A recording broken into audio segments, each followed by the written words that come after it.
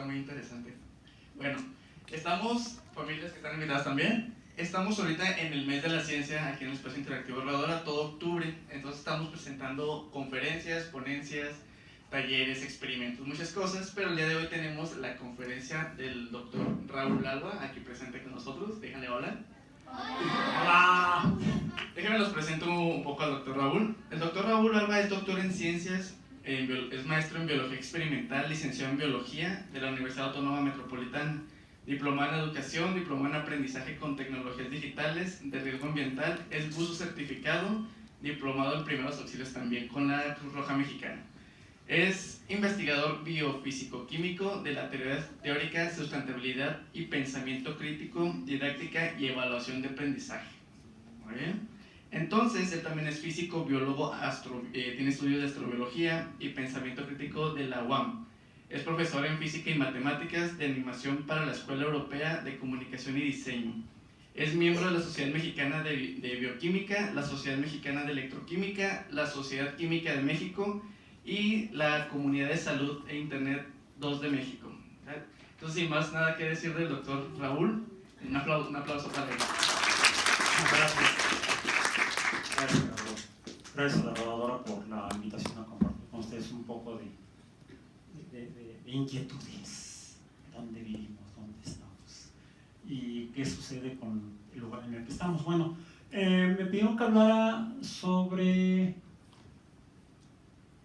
si juntamos estas dos palabras, desastres naturales. A lo mejor han escuchado esa frase, desastres naturales, y si no, es que los desastres naturales, ¿qué son desastres naturales? En realidad es una forma abreviada de que la gente en los medios más bien se refiere a lo que debemos propiamente llamar fenómenos naturales y desastres artificiales o desastres causados por, el micrófono está muy sensible, desastres causados por fenómenos naturales. Vivimos en la Tierra y han visto el sol en estos días, ¿no? Pero sí, normalmente vemos el sol. ¿Qué es un desastre? ¿Qué es un desastre? Yo podría ser un desastre, pero ¿qué es desastre? Desastre viene de la palabra griega mala estrella. Y por eso me permití ilustrarlo con...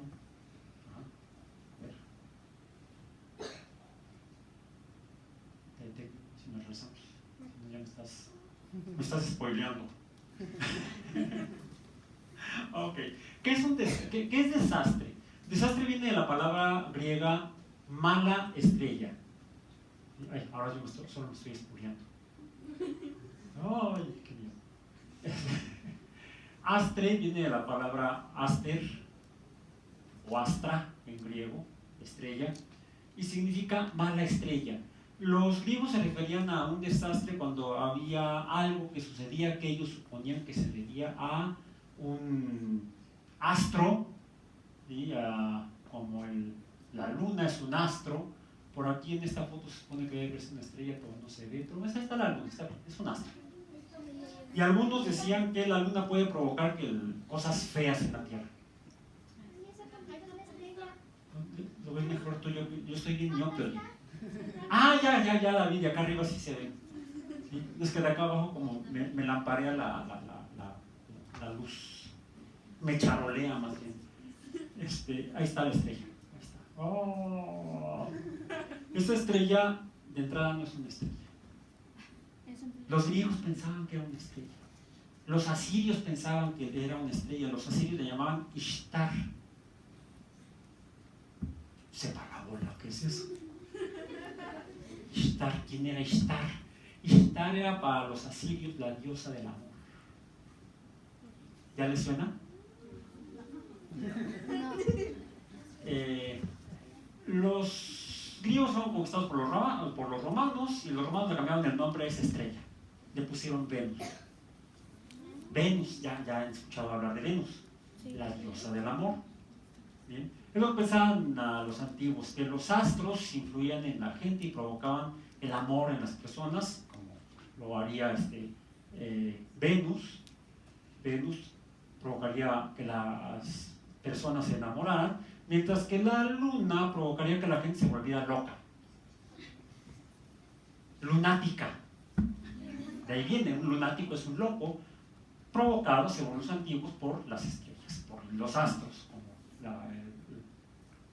como la luna. Así, ahora sí, llegamos. ¿Sí lo reconocen? Sí. ¿Quién es? Dios. Sí. Zeus le llamaban los griegos. Los griegos le llamaban Zeus, era el dios. Ellos decían que Zeus era el responsable de los truenos, de los rayos. Bueno, el trueno es el sonido.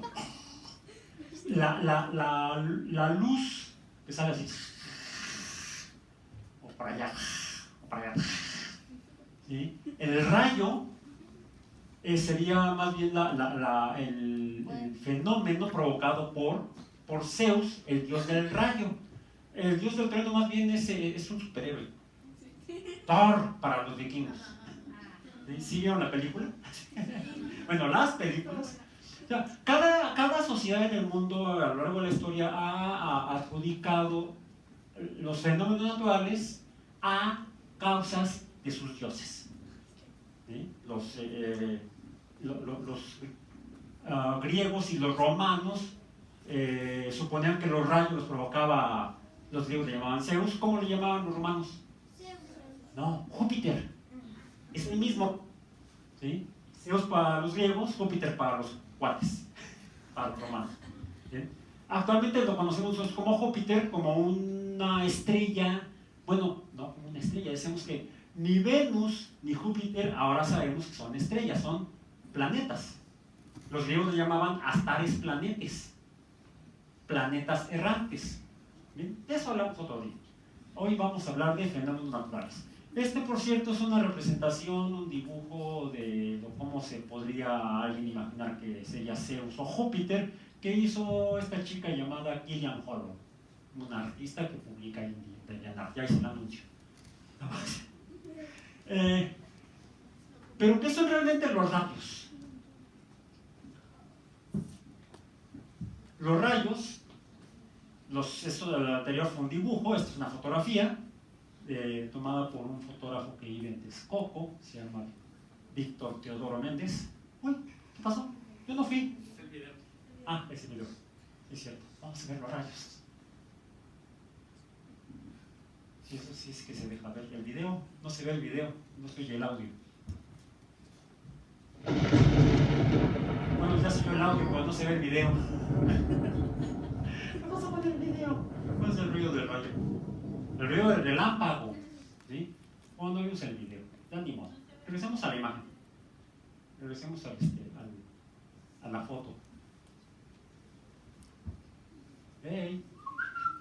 Foto. Ahí está, ok. Bien, entonces, ¿qué son los rayos? Hacen... Ah, ya voy el video, ahora sí. No, la presentación normal. Bueno. La presentación. Ah, ok. Entonces, sí. No, ya me lo cambiaron. ¿O sería acá en el donde se corre? A ver si aquí. Tampoco. En este. Menos.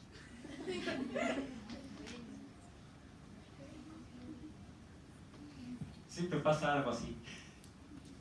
Regresemos a esta. Ok, continuemos mejor con las imágenes. Ok. Los rayos, entre otras cosas, producen luz. De hecho, la luz es el rayo. Y esa luz es tan caliente que calienta el aire y entonces lo expande rápido. Literalmente el aire calentado explota y suena como cualquier explosión. Y lo que escuchamos, como el trueno, es la explosión del aire calentado por la luz muy intensa y muy caliente del rayo. Aquí son rayos cayendo en alguna ciudad. ¿Y qué pasa cuando los rayos caen o se mueven? Ahí ya me pasé. Se mueven de allá para acá. Quería mostrarles en el video cómo se mueve la luz del rayo. Y el otro día hablamos de qué es lo que lo causa realmente. Pero vemos como es que ¡paz! ¿Qué pasa cuando hace paz acá abajo? Puede pasar a veces esto. Es calor. Si lo que hay es vegetación reseca o seca, se puede provocar un incendio. Si el rayo cae en el campo, en un árbol, en un pastizal, en arbustos, pues se pueden calentar y prender fuego. Y se provoca lo que llamamos un incendio forestal, un incendio en el bosque. Y no pasa más que, sí, tragedia, los árboles se queman, mueren, el pasto se quema, muere, pero es un proceso natural en el cual la vegetación se renueva en la naturaleza. Es algo natural. Pero a veces los rayos caen no en despoblado, no en el campo, sino caen en las ciudades. Y vemos aquí que esto es una ciudad, aquí hay postes de electricidad, ¿sí? Con cables eléctricos, y aquí lo que pasó fue que cayó un rayo y se quemó esta vegetación, pero esta vegetación quemada, el fuego puede afectar, de hecho, los postes de luz, o postes de electricidad más bien, y las líneas eléctricas se pueden cortar, y entonces, ¿qué sucede en la ciudad a la que llegaba esa electricidad? Pues ya no hay electricidad y pues tampoco va a haber luz eléctrica, habrá luz de sol, no luz eléctrica. ¿Bien? Entonces, ¿qué es un desastre? Un desastre es cuando algún fenómeno natural, como un rayo, causa algo, una perturbación le llamamos, perturba el ambiente y afecta a las cosas de la gente. Le dicen los técnicos, la infraestructura urbana, las instalaciones de las ciudades, para que lo entendamos. Es una infraestructura urbana, las instalaciones de las ciudades, como los postes que sostienen los cables que nos llevan electricidad a nuestras casas o al museo, por ejemplo. Esto es un desastre causado por un fenómeno natural. Y son cosas que pasan en la Tierra. Esta es una representación de la Tierra, que es grandota como una pelotota. Bueno, muy grandota la pelotota. ¿Qué tan grandota es la Tierra? ¿Cuánto medirá este círculo de la Tierra? ¿Cuánto es que mira? Millones. Más o menos te equivocaste por 2 centímetros. Un griego llamado Eratóstenes hace 2200 años aproximadamente tuvo la capacidad, fijándose en luces, sombras, posición del sol en 2 ciudades en Egipto, pudo medir la circunferencia terrestre, la midió en 40.000 kilómetros. 40.000 kilómetros. Por ejemplo, de Ciudad Juárez a Ciudad de México, la distancia es de 2.000 kilómetros. ¿Sí? Nos faltan 38.000 kilómetros para darle la vuelta si caminamos de Ciudad Juárez a Ciudad de México. Le seguimos para abajo, o más bien seguimos dando vueltas, y nos faltarían 38.000 kilómetros para terminar de regresar a Ciudad Juárez por el otro lado. El problema es que se atraviesa el Océano Pacífico, se nos atraviesa el Polo Sur, se nos atraviesa una ballena, y es un poco complicado dar la vuelta a la Tierra. Entonces, desde entonces sabemos que la Tierra efectivamente es esférica o esferoide, se parece a una esfera, a una pelota, y el que la Tierra tenga esta forma es una de las causas por las cuales suceden fenómenos naturales en la Tierra, pero los fenómenos naturales no siempre son iguales en todos lados. Porque algo que influye en cómo van a ser esos fenómenos es el Sol, por ejemplo, entre otras cosas, o el espacio, lo que hay en el espacio. En el espacio, ¿qué hay? Pues hay astros, ahí está otra vez la Luna, pero ¿esto qué es? Un meteorito entrando, atravesando la atmósfera terrestre, viene muy rápido, entonces choca con el aire de la atmósfera, y pasa lo mismo que pasa con el rayo cuando pasa a través del aire, se calienta y entonces se quema el aire de la atmósfera, empieza a emitir luz también. ¿Qué más decías? Que crea fuego. Sí, ¿cómo? Crea fuego. Aquí me apagaron el micrófono, entonces vamos a prenderlo para que oigan allá. Diles qué es lo que provoca. que al momento de entrar a la atmósfera, el meteorito se va calentando y por eso sale fuego y emite luz. Ajá, bien, bien. ¿Y qué más puede pasar? Si el meteorito llega al suelo, choca con el suelo, hace una explosión y queda normalmente un hoyote. Sabes más que yo. Se llama cráter, no hoyote. Un hoyo muy grande al que llamamos cráter. Es una cavidad en el suelo, a esa cavidad se le llama cráter por impacto o choque de meteorito. Aquí les presento al maestro en ingeniería Mario Arreola. Vean aquí, presume su bandera de México y acá no se alcanza a ver, pero aquí dice Agencia Espacial Mexicana. Es un ingeniero que trabaja en la Agencia Espacial Mexicana y fue ahí a visitar el cráter de el Elegante del desierto del Pinacate. Está muy lejos de la Ciudad de México. Me parece que está en Coahuila, si no me equivoco. Porque en estos lugares está este cráter, como sabemos, hemos visto fotos de la Luna, fotos de cerca, o incluso cuando lo vemos con telescopio. ¿Qué es lo que vemos en la Luna? Cráteres de impacto, como estos. Y podemos ver montañotas, grandotas, rocas no podemos ver, son muy pequeñas. Aunque sean grandes allá, están muy lejos. ¿Qué tan lejos está la Luna de la Tierra? Kilómetros y kilómetros, decía una astronauta, miles and miles and miles, millas. No, está a 450,000 kilómetros de la Tierra, o sea, está más de 10 veces la circunferencia terrestre, lejos de la Tierra. Pero hay cráteres también causados por impactos de meteoritos, como estos que chocan con la Luna, hacen cráteres. Y entonces, cuando los Estados Unidos y los soviéticos querían enviar astronautas y cosmonautas a la Luna, antes de enviarlos, los llevaban a entrenarse donde hubiera cráteres. Pues los astronautas norteamericanos vinieron a entrenarse al desierto del Pinacate, a zonas como estas, para poder aprender cómo son los cráteres y entonces cómo estudiarlos en la Luna cuando llegaron allá. Y así sucedió.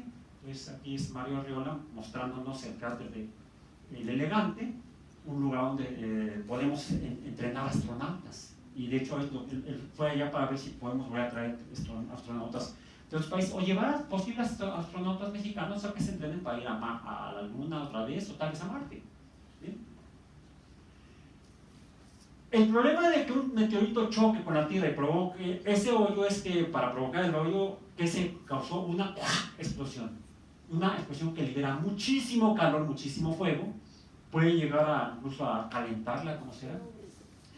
Y sabemos actualmente, porque lo han estudiado algunos científicos, que este tipo de fenómenos naturales, es natural, hay meteoritos orbitando alrededor del Sol, chocan con los astros como la Luna o la Tierra, y pueden provocar desastres, no, pueden provocar hoyos.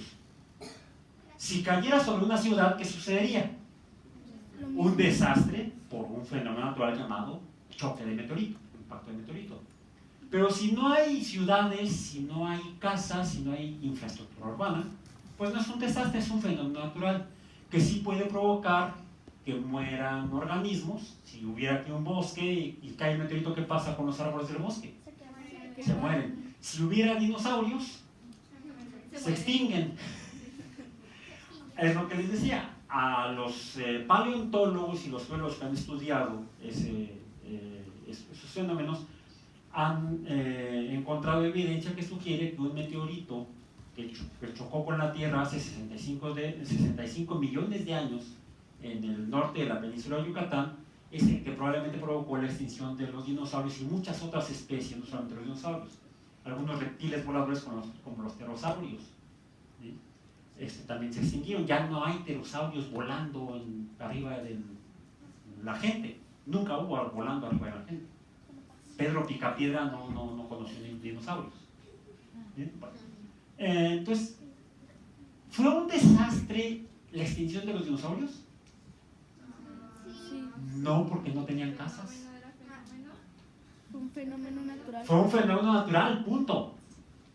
La extinción en el Carbonífero de muchas otras especies fue un fenómeno natural, no un desastre.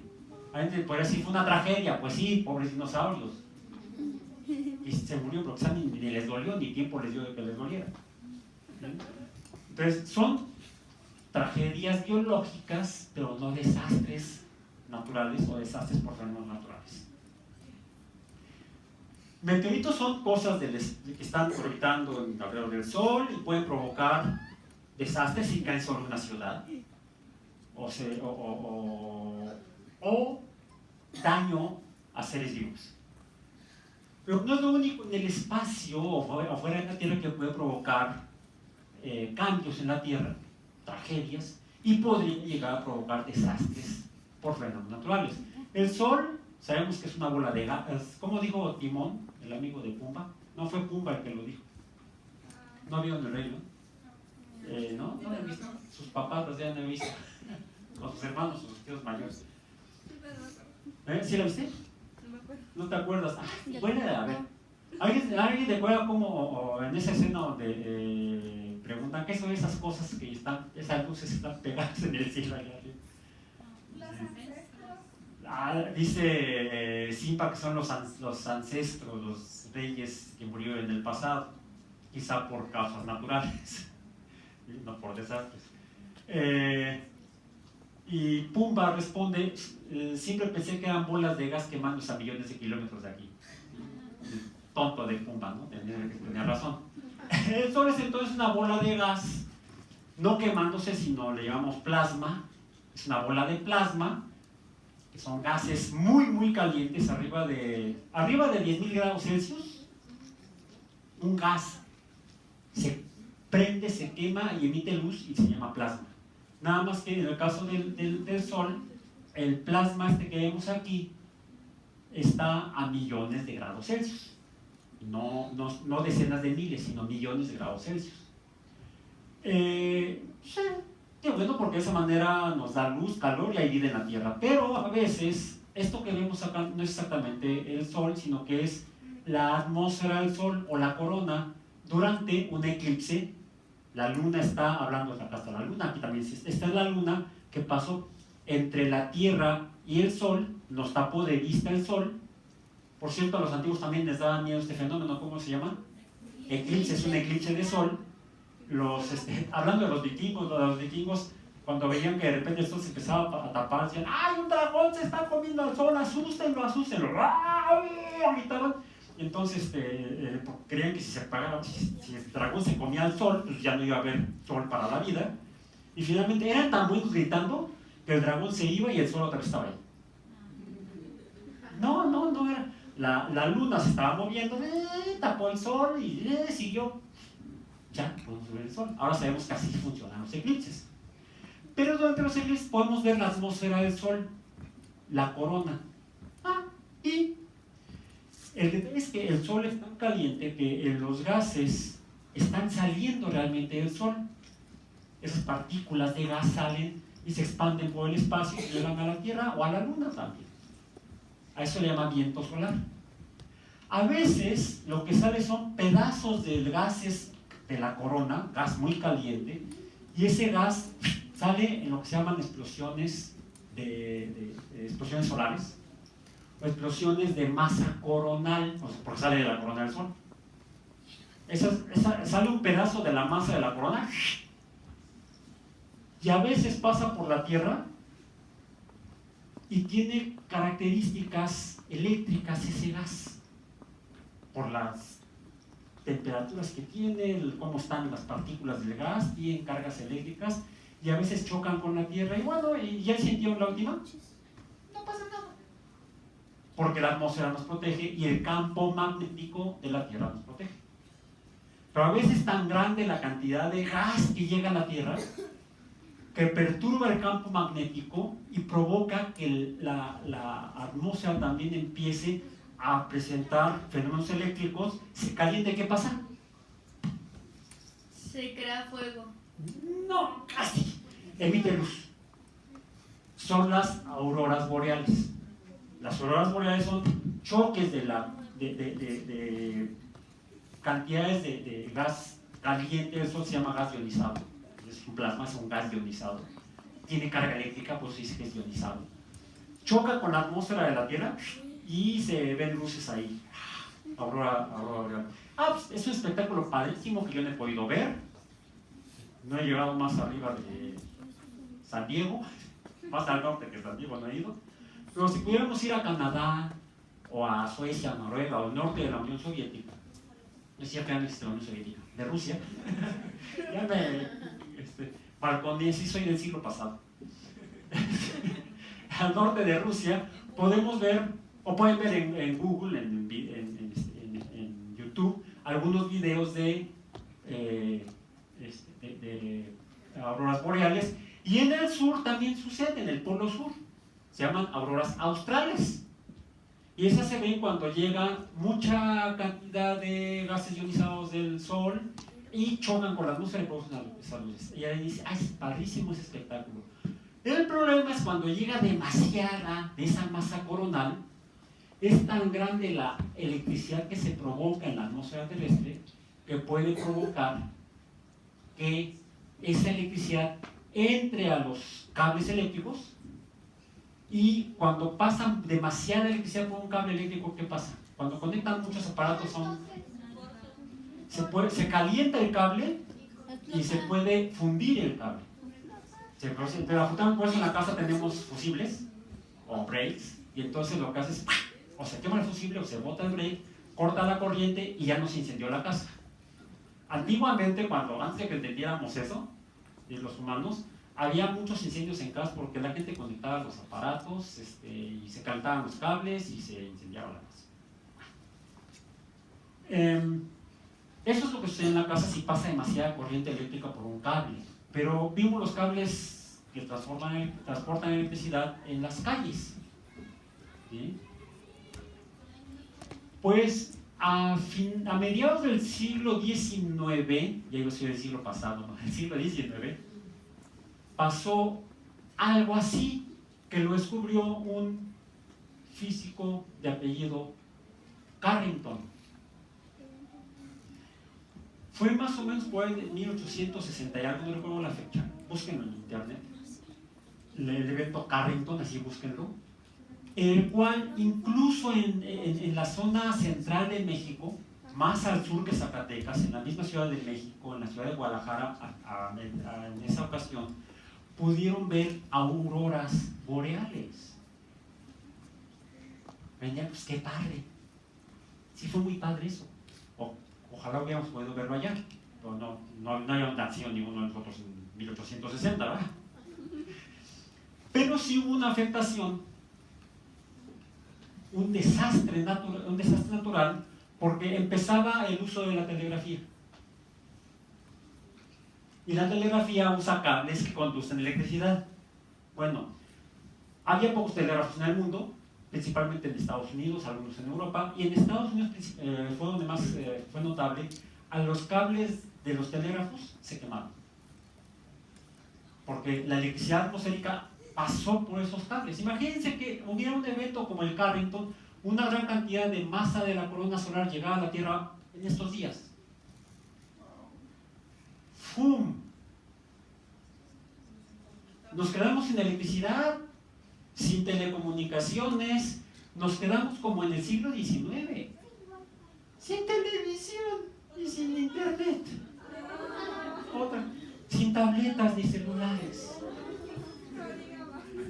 Afortunadamente tenemos científicos, incluso en México, astrofísicos, estudiando el Sol, vigilándolo siempre, para cuando detecten una eyección de masa coronal, es decir, una masa de gas de la corona que venga hacia la Tierra, le avisen a las compañías eléctricas, bajen los interruptores, a los satélites que están en órbita, los pongan en stand-by, y al estar apagados, entonces pueden recibir el exceso de electricidad sin quemarse.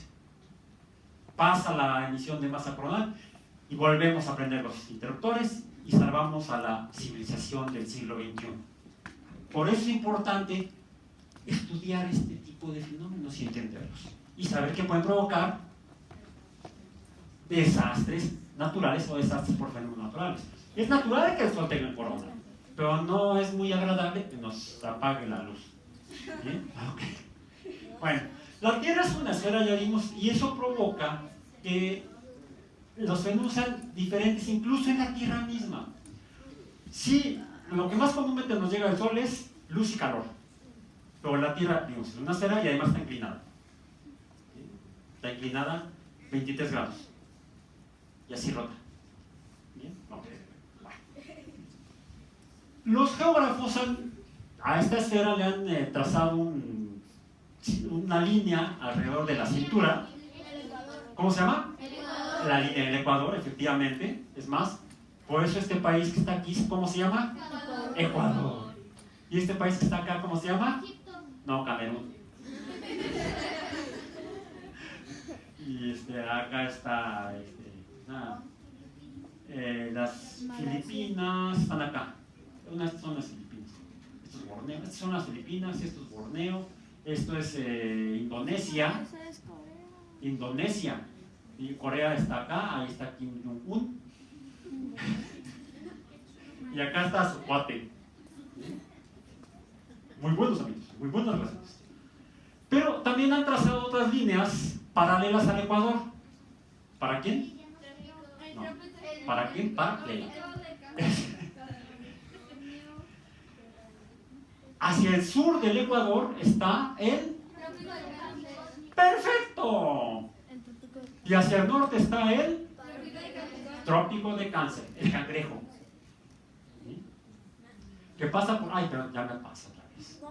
Pasa por Zacatecas, por ejemplo. Pasa por el sur de la península de Baja California. Pasa por la isla de Cuba y pasa...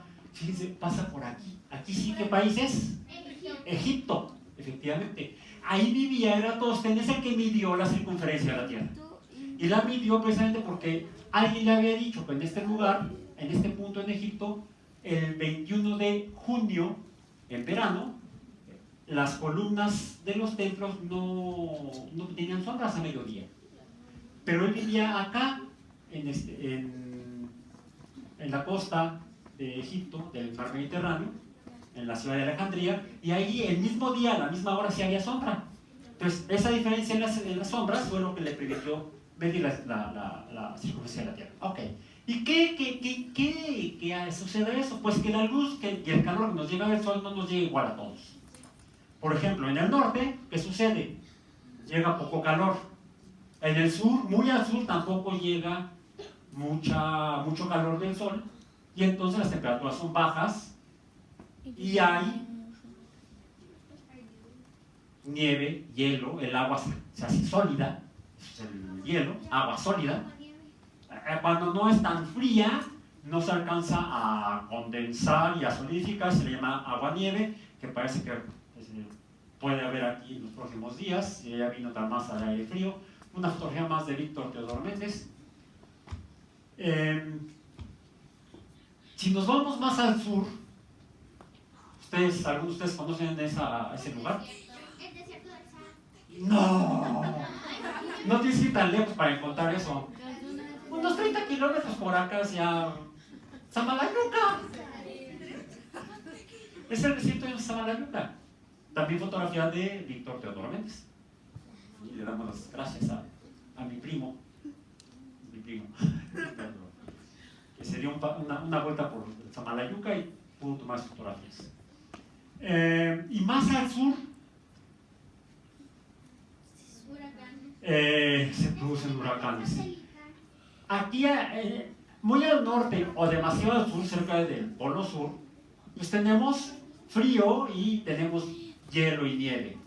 Nos vamos más al sur, más o menos a la altura del trópico de Cáncer, por ejemplo, un poquito más al norte, y encontramos mucho calor y desiertos.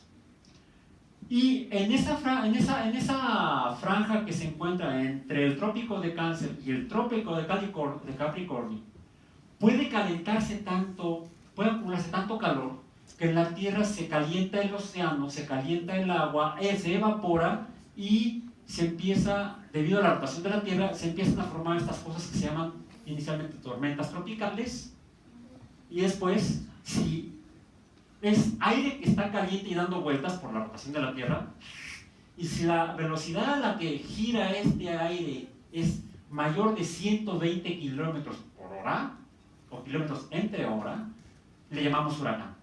Esta es una fotografía de 1969, ya llovió, y sí llovió por el huracán, del huracán Camille, tomada por el satélite Nimbus 3 de la NASA en aquella ocasión. Bueno, pasó, ¿por dónde? Por el canal de Yucatán, al sur de Cuba, ¿sí? ¿Esto dónde se encuentra? Por aquí pasa el trópico de Cáncer, acá está el Ecuador, y más abajo por acá está el trópico de Capricornio. En esa franja es donde se forman esos fenómenos naturales, que si no hay gente, pues no provocan desastres. Pero si hay gente, puede provocar desastres. El viento y el agua empujada por el viento, además de por el calor y otros fenómenos que luego podemos hablar, destruyen la infraestructura de las ciudades que se encuentran cerca de las costas. E incluso a veces sucede, si vemos a ver si puede ver en el siguiente video, a ver sucede, a ver si puede, si no se puede, pues ni modo.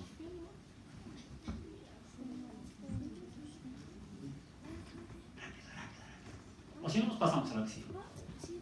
Y pasamos los videos al final. Mejor pasamos los videos al final. Vamos a seguir con esto. El agua que está acumulada en las nubes del huracán, vemos los videos al final, mejor para que podamos ilustrarnos un poco más. Llueve y el agua se acumula, ¿y qué provoca? Inundaciones. A veces el agua que entra en las ciudades costeras, es en la misma agua del mar que se ve empujada e invade la tierra e inunda las ciudades costeras. Pero a veces, como sucedió en estas últimas semanas en las dos Carolinas, en los Estados Unidos y en el norte de Florida, pues la lluvia llega a saturar el suelo o a provocar crecidas en los ríos que inundan a las ciudades, y entonces se provocan desastres por fenómenos naturales. Si no hubiera ciudades, pues los ríos crecen, se desbordan y habría inundaciones, pero no desastres. ¿Bien? Sí se afectarían los bosques, pero no serían desastres. No solamente en las zonas bajas puede haber daños a la infraestructura. Esto fue en 2013, cuando un huracán en el Pacífico provocó lluvias torrenciales en la Sierra de Guerrero. Hoy en día, pues, ¿puede afectar las montañas un huracán? Sí, la lluvia que provoca el huracán, las lluvias pueden provocar deslaves en los cerros que caen. Perdón, esto fue una tragedia y un desastre. Fueron varios pueblos en la Sierra de Guerrero, que de por sí está fregada. Que esto es una escuela. No hay escuela. Las escuelas se ven dañadas, las casas se ven dañadas. Afortunadamente no hubo pérdidas humanas, pero sí la gente perdió sus propiedades y perdió sus escuelas. Y esto cuesta mucho trabajo, además del dinero, el recuperarlo. Entonces, los desastres pueden tener gran impacto en la vida de la gente. Por eso es necesario poder prevenirlos. ¿Sí? ¿Cómo los prevenimos? Usando satélites, por ejemplo. Por eso es importante que tengamos tipo de acceso a esa tecnología, o incluso tecnología propia para eso. Bien.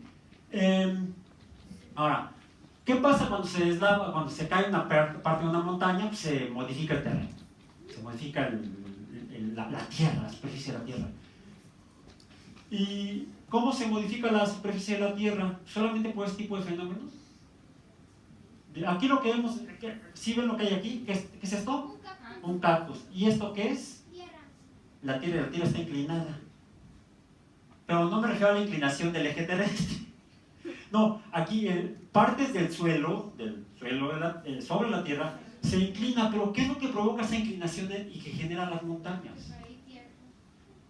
A veces son estos fenómenos, le llamamos fenómenos meteorológicos. Todo lo que sucede de lluvia, viento, calor, son fenómenos meteorológicos que pueden provocar desastres o pueden provocar cambios en la superficie de la Tierra. De hecho, algunos geólogos decían que estos eran capas, estas eran capas de tierra que se había ido acumulando por deslaves continuos a lo largo de muchos años, tal vez miles o millones de años, y que provocaban, a esto le llaman capas o estratos de la tierra, que se acumulan porque la tierra se va deslavando durante las lluvias y las tormentas. Pero sí, pero no sería que se acumularan una encima de otra las capas como en un pastel. ¿Pero por qué están inclinadas? No. Apenas lo supimos hace 50 años. La causa real de eso es la misma causa de los sismos y la causa de los terremotos. ¿Perdón? ¿Qué provocan entre otras cosas? Si el sismo ocurre en el mar, se provoca lo que se llama un tsunami. De hecho, sí, es una palabra japonesa. Como en Japón también hay sismos, o movimientos de tierra, o terremotos, y es lo mismo. No se asusten, ¿sentiste el sismo? No fue un sismo, fue un terremoto. Terremoto es movimiento de tierra. En latín, moto es movimiento. Entonces cuando digas súbete a mi moto, súbete a mi movimiento. Moto es movimiento. De hecho en italiano, la palabra se conserva en italiano, el verbo se conserva en italiano, y moto es movimiento. Entonces, terremoto es un movimiento de tierra, son sinónimos: terremoto, sismo, temblor de tierra, fenómeno telúrico, ¿sí? También es lo mismo. Son los nombres para los sismos. Si sucede en el agua, es como pegarle al agua en una cacerola, se mueve, ¿sí? Y afecta a la tierra, se llama tsunami. Si es agua que se mueve, llega a la tierra, puede provocar un tsunami, y entonces puede provocar también inundaciones. Y si es en una ciudad, sería un desastre. Acuérdense, si afecta la infraestructura de las personas, las cosas de las personas, se llama desastre. Si no, es un fenómeno natural. ¿Bien? Ok. ¿Qué es lo que provoca eso? También no, este es el Popocatépetl. Popocatépetl. A ver, digan. Sí, exacto. Popocatépetl. Es uno de los dos volcanes más activos, uno de los 3 volcanes más activos en México. El más activo es el volcán de Colima. Es más activo que el Popocatépetl. Y más peligroso, de hecho. El de Popocatépetl se dice que es peligroso porque hay demasiada gente viviendo cerca. Está la Ciudad de México y la zona conurbada con 22 millones de personas. Bueno, ahorita son 21.999.999 porque estoy aquí. Pero tengo que regresar, entonces volverán a ser 22 millones. Eso es al oeste de Popocatépetl. Al este de Popocatépetl está la ciudad de Puebla. Y hacia el suroeste está todo el estado de Morelos, con Cuernavaca, Cuautla y Jojutla y la tierra de las muchachas. ¿Bien? Hay mucha gente, entonces si el volcán Popocatépetl llegara a hacer una erupción de lo que ya me pasa otra vez, que volara el cono, se llama cono, sí, puede hacer, y ha hecho al menos 3 veces en los últimos 6.000 años. ¿Sí? Afortunadamente no ha hecho así desde hace como 2.000 años, no más, poco más, como 3.000 años que no hace, nada más hace de vez en cuando. Ahí son. ¿Bien? Eso sí podría provocar un desastre. 3 desastres, uno en Puebla, otro en no sean cuántos. Uno en la Ciudad de México, un desastre número 1, otro en el Estado de México, desastre 2, otro en Tlaxcala, desastre 3, otro en Puebla, desastre 4. Sea un desastre terrible. No sean muchos desastres. Por eso es que se tiene muy vigilado este volcán. Pero hay un volcán que todavía es muy activo y poco comunicado a la gente. El Chichón en Chiapas. Sí, pues es que ¿qué parece con un volcán? Un chichón. Chipote le puedes poner también, chichón. Bueno, ahí se llama, decían el chichón, el chichonal, que en 1980 y... creo que en 1981 hizo erupción, ¿sí? El cono del volcán voló hacia arriba, se convirtió en polvo, llegó a la estratosfera y provocó incluso una disminución en la temperatura de la atmósfera de la Tierra durante una semana.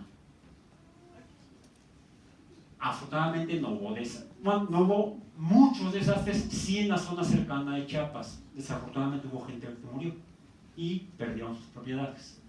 Entonces, los volcanes además pueden provocar cambios en la superficie de la Tierra, pero ¿qué tienen en común todos ellos?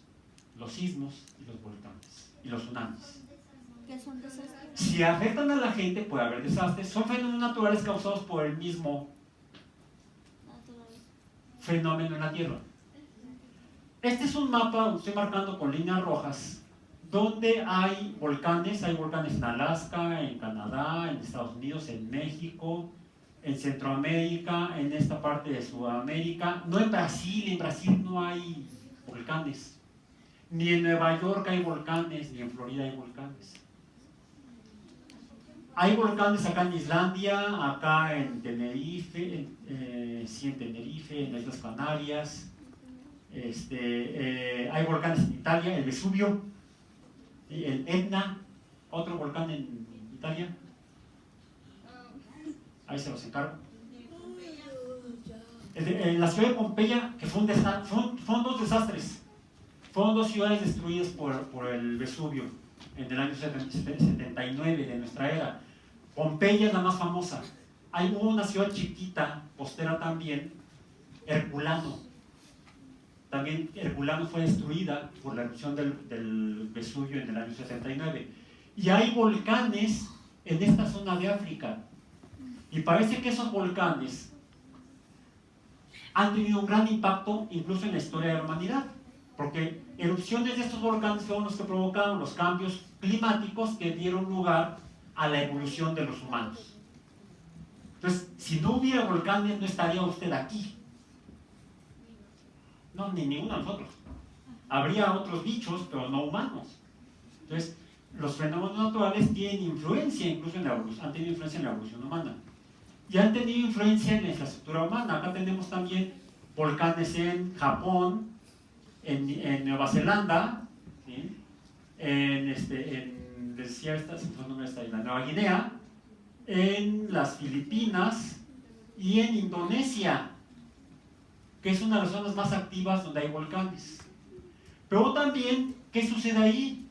El sismo más grande registrado el segundo sismo de mayor magnitud registrado se dio aquí. El día posterior a Navidad de 2000, fue en 1999 creo, que provocó un tsunami que afectó a todo el Océano Índico, las costas del Océano Índico, las costas de la India, de Sri Lanka, la costa este de África, Madagascar. Sí, acá están los pingüinos de Madagascar. En Australia no hubo tanto daño, pero sí en esta zona fue donde los tsunamis causados por un sismo en esta región tuvo una magnitud de 9.2 en la escala actual. ¿Sí? En Indonesia, y hubo más de 200.000 muertos y muchas ciudades destruidas. O sea, fue un enorme desastre. El sismo más grande registrado, es el tercero me parece, porque hubo un sismo más grande en Alaska en 1964, si no me equivoco, y otro en la costa de Chile. Son los sismos más grandes que el de Indonesia. Pero aquí los tsunamis no provocaron mucho daño. Sí, el de Chile, no tanto el de Alaska. Ahora, entonces aquí hay volcanes y sismos. A veces sucede que no hay volcanes, aunque sí hay sismos. Por ejemplo, en toda esta zona es zona sísmica, pero no hay actividad volcánica muy notable. Sin embargo, todas estas líneas están asociadas. ¿Por qué están asociadas? Porque eso es lo que hizo que los geólogos empezaran a suponer que algo pasa con eso. Además se encontraron también montañas en esa parte, en medio del Atlántico, le llaman la dorsal del Atlántico. Lo que me estaban diciendo hace rato, por ahí, alguien. La superficie de la Tierra no es pareja. no es una cáscara de naranja, vamos a decir. Es más bien como un huevo que a alguien se le cayó pero no se rompió. Está quebrada. Y quedan placas, y esas placas están en movimiento por cómo es la tierra por dentro. La tierra por dentro está formada por roca fundida. Hagan de cuenta un atole muy denso. Es el interior de la tierra. Y como el atole, ¿cómo es? Caliente. Y han probado su atole últimamente. Sí, preparan atole. ¿Qué pasa cuando calientan el atole? Se hace una capita arriba. Y si sigue calentando, ¿qué sucede con la capita? Igual que la avena, se rompe. Sí, hagan de cuenta que así es la superficie de la tierra, como esa nata encima del atole. Y se mueve, y eso pasa, pero muy lentamente. Afortunadamente, si no, imagínense ahí en el siguiente atolazo. Ok. Esto se llama tectónica de placas, y apenas la descubrimos en 1964. 54 años. Descubrimos cuál es la causa de sismos y de volcanes.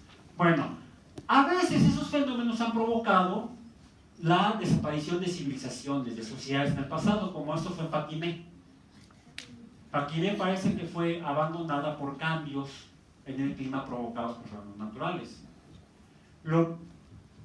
Sin embargo, ahora sabemos que las ciudades mayas también fueron abandonadas por cambios en el clima, pero no por fenómenos naturales. Para poder hacer una pirámide en una zona plana, como es la península de Yucatán, es más plano que Samalayuca, y no hay arena más que en las playas en Yucatán. Desafortunadamente en la arena de Samalayuca no hay playas, pero podemos hacer un surfing en las dunas, ¿no? Para poder hacer pirámides, los mayas lo que hacían era tomaban pedazos del suelo, del suelo de la península de Yucatán, que es roca de calcárea, ¿sí? Caliza le llaman, y para poder amontonarlas unas sobre otras y pegarlas necesitaban hacer cemento, algo similar al cemento, o yeso, para pegarlas. Y para eso se requería calentar la tierra, calentar el material. ¿Qué necesitas para calentar? O un relámpago, o plasma del sol, no. Fuego, pueden hacer fuego, pero ¿cómo hacían fuego? No, lo hacían tallando palitos. ¿Y los palitos de dónde los tenían? De los árboles. Con fricción. ¿Cómo? O también al momento de hacer fricción con las piedras. También con piedras. Se producen chispas, que son como pequeños rayos o relámpagos, y de esa manera producían fuego para poder hacer sus pirámides. Pero necesitaban conservar ese fuego, entonces usaban mucha madera. ¿Qué pasó con los bosques de los mayas? No se fueron desapareciendo, lo fueron quemando. Ay, se desapareció, yo no vi. Que me revise la auditoría, no pasó nada, yo no vi. No.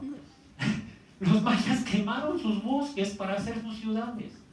Y eso provocó cambios climáticos que llevaron a la caída de las ciudades mayas. O sea, si no hay bosques, si cambia el clima, la producción de alimentos, las cosechas no son tan productivas, la gente pasa hambres y eso provoca fenómenos sociales. La gente se levantaba contra los reyes, contra los sacerdotes, porque los dioses están enojados. No, menso, quemaste tus bosques. No le eches la culpa a Kukulcán. Él produce los huracanes. Es el calor del sol que provoca los huracanes, no Kukulcán. Entonces, a veces hay cambios en los fenómenos naturales, pero provocados por actividad humana.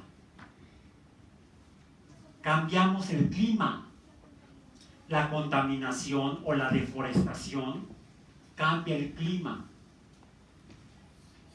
y se le revierte a las personas. Y entonces, ¿serían desastres naturales?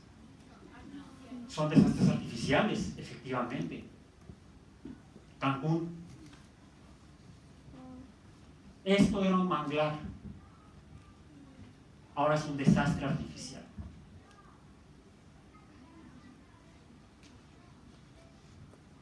Las consecuencias pueden ser graves. Por eso es que esto debemos conocerlo y entenderlo. Gracias a la rodadora, gracias a William Polo, Víctor Teodoro Méndez, a Anabel Herrera, a la NASA, a la Administración Oceánica y Atmosférica de los Estados Unidos y a la Guardia Costera de los Estados Unidos por las imágenes de la Agencia Espacial Mexicana. Gracias.